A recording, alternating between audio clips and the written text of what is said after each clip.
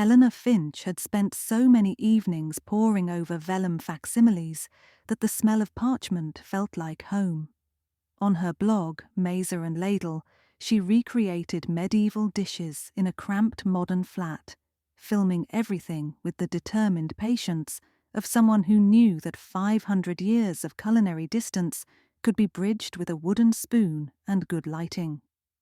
When the Wessex Heritage Fair wrote to say they were holding a living banquet based on 14th century recipes and wanted her as a guest demonstrator, Nora, no one called her Eleanor outside signatures, packed her copper graters and went. The fair sprawled over the grounds of the old abbey like a pop-up tapestry, braziers of charcoal, canvas pavilions stitched with saints, and a dizzying swirl of tourists balancing venison hand pies against phone cameras. Nora's workshop on Sources of the 100 Years' War was scheduled for the afternoon, which left her the morning free to wander. She made mental notes, the potter throwing aquamaniles too glossy to have fired in a medieval kiln, the reenactor troubadour singing Greensleeves, a tune 2 centuries off, the prize boar roast whose skin looked suspiciously varnished. Accuracy was always elastic at gatherings like these, stretched by enthusiasm and the need to entertain. Still, the fair's centerpiece looked promising. In the great marquee at the center of the lawns, the committee planned to serve a reconstructed banquet from Geoffrey Fewell's 1381 collection, complete with gilded larks and hippocras.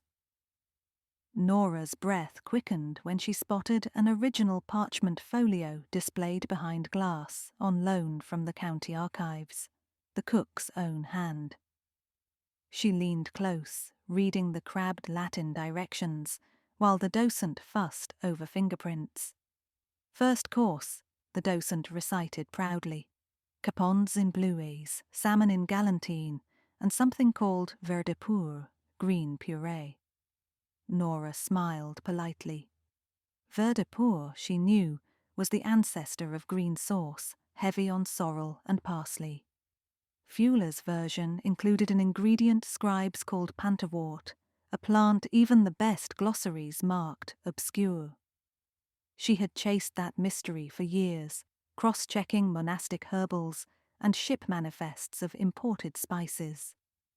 All her researching ended in the same cul-de-sac. Pantawort had vanished from living memory some time before the Tudors. As she studied the manuscript again, Nora noticed a troubling marginal note written in modern pen on the fair's printed transcription. Likely henbane, see Turner 1551. Henbane. The hair on her arms lifted. Henbane was decidedly not edible. 2 grams of its fresh leaves could jangle the nervous system into hallucinations and heart failure. She beckoned the docent. Who annotated this? Chef in charge of tomorrow's feast, Mr. Holbrook, Michelin star, you know. He said authenticity means embracing the medieval palate, poisons and all. The docent laughed as if urban legends were seasoning. Poison was never the intent, Nora muttered, already stepping away. She found the culinary tent where preparations hummed like a hive. Stainless steel prep tables sat alongside oak chopping blocks.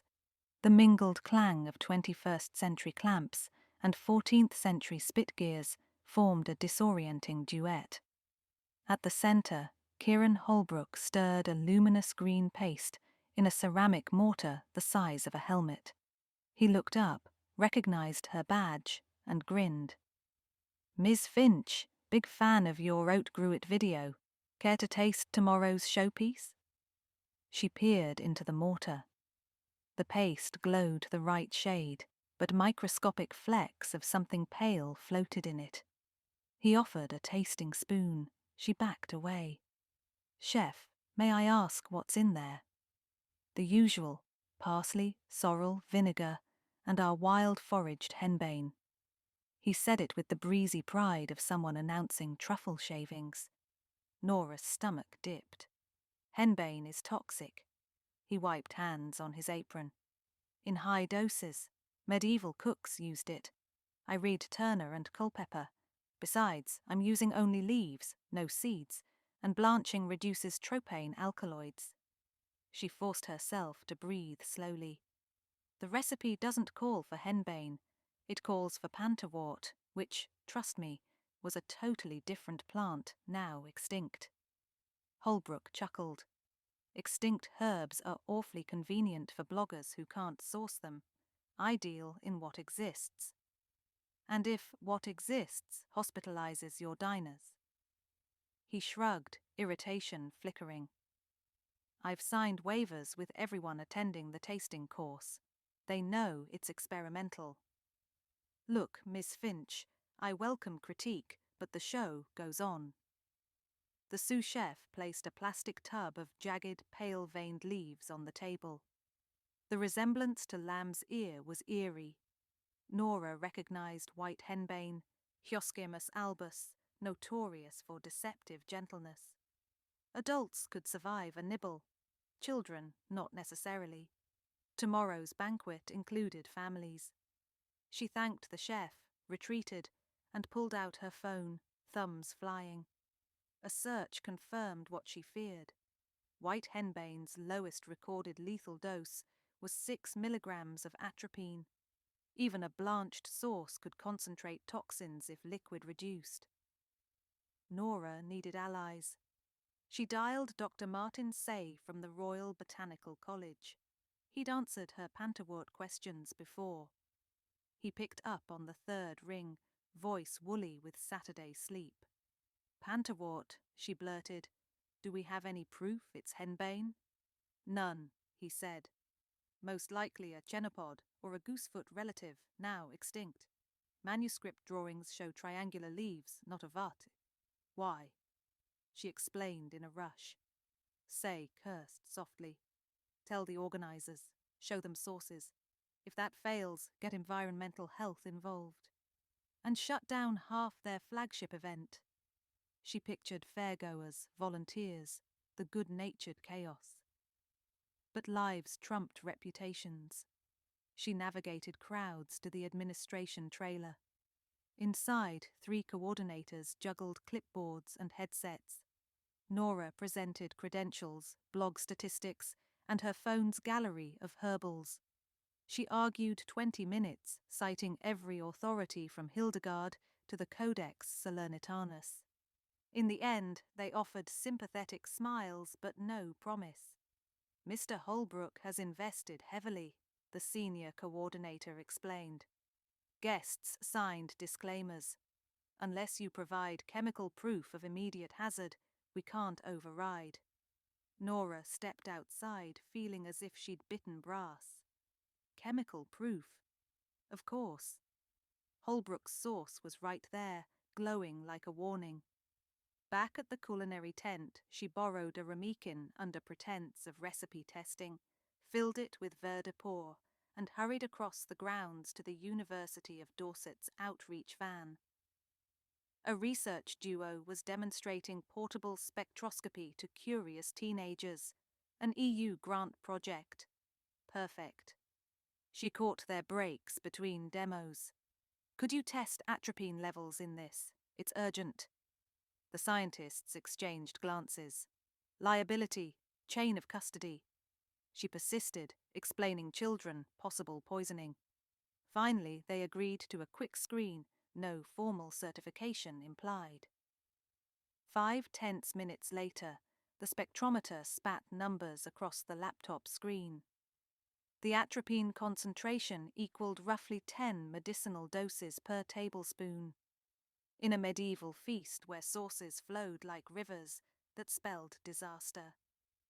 The scientists saved the data, emailed it to Nora's phone. She thanked them breathlessly, then marched to the administrative trailer again. This time she slapped the file on their desk. The senior coordinator paled. We need the council's health officer. Already called, Nora said, bluffing, en route. Holbrook was summoned, livid. He accused her of sabotage, brandished disclaimers, threatened lawyers. the health officer, actually arriving now, having been alerted by the coordinator, ordered the sauce impounded.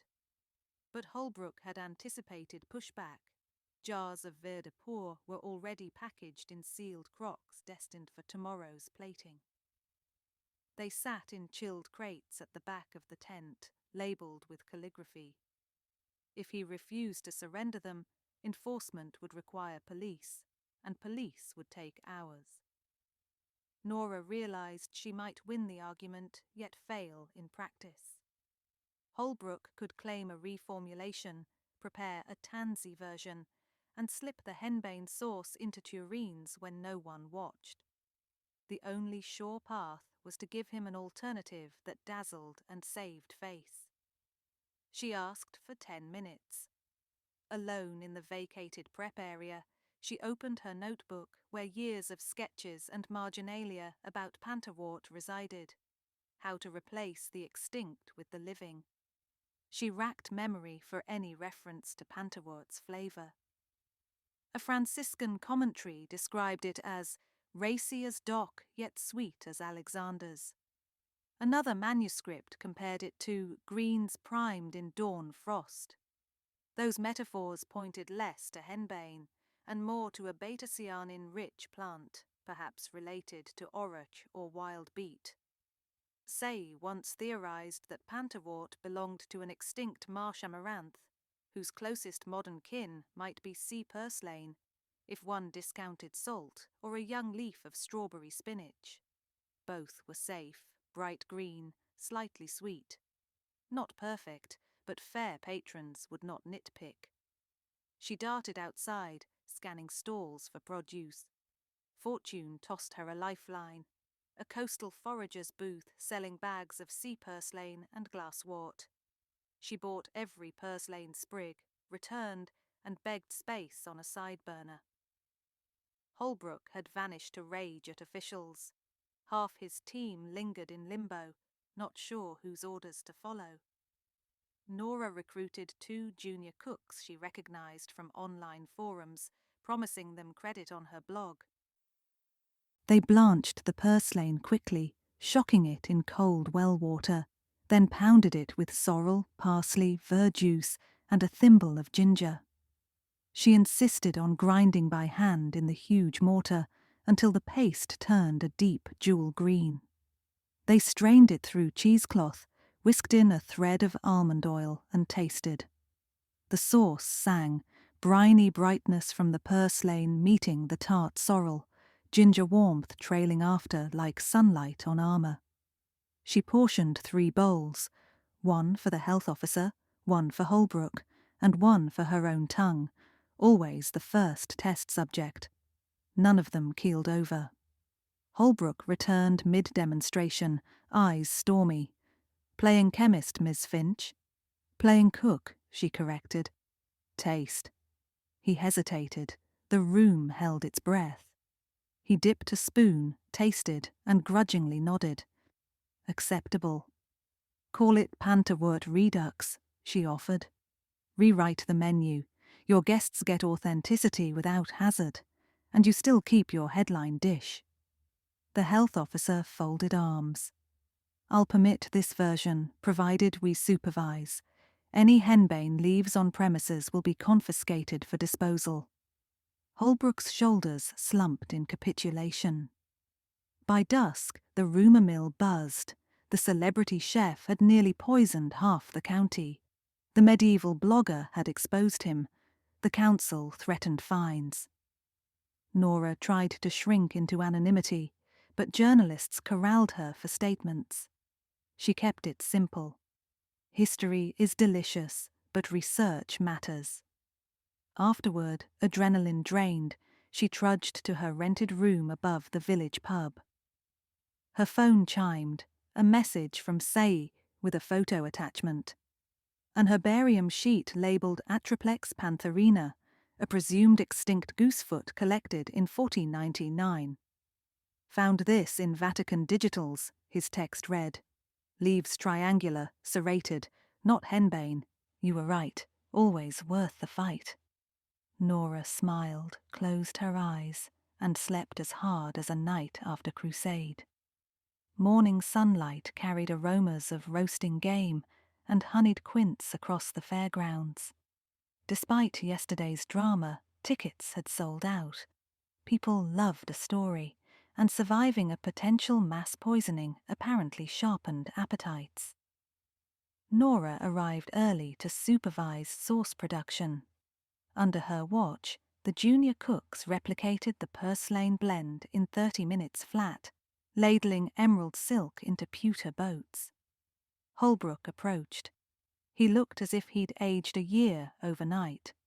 "We're changing the disclaimer to consulted historical specialist. You saved my hide." "It was never about hides," Nora said. "It was about guests." A flicker of contrition crossed his face.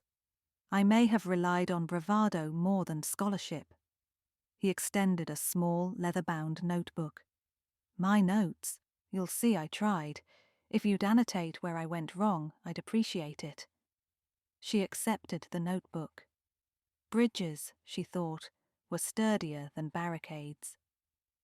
As the banquet bell clanged, servers filed out carrying trenchers and tureens. Nora slipped into the back of the marquee where nobody minded a dusty blogger. Families passed platters, children stabbed candied fennel sticks into the new, safe verde pura and painted their tongues green. Laughter rose unpoisoned. Between courses, the fair chairman mounted a dais to announce a special commendation. "For safeguarding both our history and our health, we honour Miss Eleanor Finch." Applause thudded like shields. Nora flushed, waved half-heartedly, and made a note to bury the mention deep in a blog footnote. Later, wandering the quieter edges of the fair, she found the forager's stall again. The vendor grinned, brandishing a handful of sea purslane. "Heard you made this famous." "Unsung hero," she said, buying another bag. She would dehydrate some, test powders, brainstorm sauces. Panterwort might be extinct, but its somewhere cousins were alive enough to write new chapters. She texted Say, "Let's co-author paper on Panterwort. People need to stop calling it henbane." He replied with a thumbs up and a tiny mortar and pestle emoji. Nora paused at the abbey ruins, stone arches framing the sky like unfinished bread crusts. For once, she felt the centuries not as distance, but as a layered kitchen. Every generation leaving scraps, notes, cautions on the counter for the next. She belonged to that relay, translator, taster, protector. A pair of teenagers approached shyly. "Are you the sauce lady? We watched you on TikTok." Guilty, she nodded. "History Club is doing a medieval feast at school," one said. "Could you post the safe recipe?" "Already scheduled," Nora assured them. On the spot, she demonstrated how to crush purslane between palms, releasing its salty tang. They inhaled, eyes widening. Walking back, she mulled the blog post headline. "How an extinct herb and a Michelin ego almost ruined lunch." Catchy, but perhaps too tabloid. Maybe better. Panterwort found, in spirit. She'd decide later. When the fair closed and tents sagged like tired lungs, Nora waited for the bus that would trundle her toward the train station. Holbrook joined the queue, hands deep in pockets. "My publisher called," he announced without greeting. "Apparently crisis sells. They want a medieval cookbook, co-written, with rigorous footnotes." He half smiled. "They suggested I ask you." Nora raised an eyebrow. "On one condition, every recipe tested by a botanist." He extended his hand. "Deal." They shook past and present binding palms. As the bus rumbled away, Nora opened her journal, wrote a single sentence under today's date. "The most important spice is knowledge." She underlined it twice, listening while the vehicle creaked over country roads, carrying her and the world's newest, oldest sauce, into the next adventure.